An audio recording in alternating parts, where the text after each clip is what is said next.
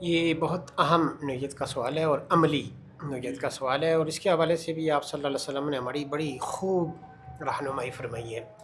آپ صلی اللہ علیہ وسلم کی ارشاد کا مفہوم یہ ہے کہ ایک عورت ہے تو اس کی طرف جب پیغام نکاح بھیجا جاتا ہے، جسے آج کے دور میں ہم پروپوزل کہتے ہیں، تو اس کے حوالے سے آپ صلی اللہ علیہ وسلم نے فرمایا ہے کہ اس کے پیچھے 4 بنیادی وجوہات میں سے کوئی ایک لازمی ہوتی ہے کہ ایک خاتون کے ساتھ نکاح اگر کیا جاتا ہے تو یا تو اس کے دین کو سامنے رکھتے ہوئے اس کی طرف پیغام نکاح بھیجا جاتا ہے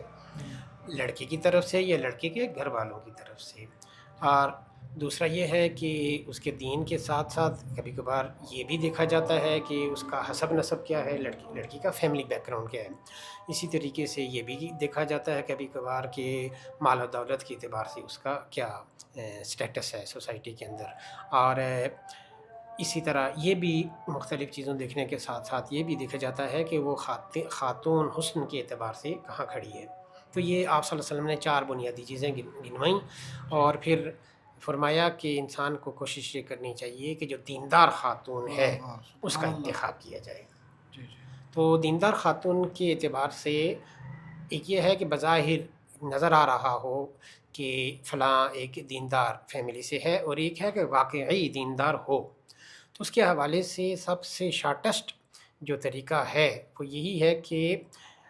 کوشش یہ ہونی چاہیے، حدیث کے مقتضا سے ہمیں یہ معلوم ہوتا ہے کہ انسان کو پتہ ہو کہ یہ لوگ اللہ سے ڈرنے والے ہیں۔ دینداری کا مختصر مفہوم یہ ہے۔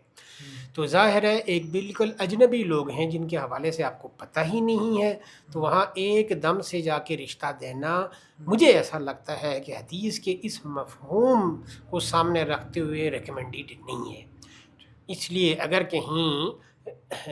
دور دراز سے بھی شادی ہو رہی ہے تو پہلے اس کے حوالے سے احوال جاننے میں کوئی نہ صرف حرج ہے، بلکہ اس حدیث کی روشنی میں ترغیب دی جا رہی ہے کہ پتہ ہو کہ وہ دین کے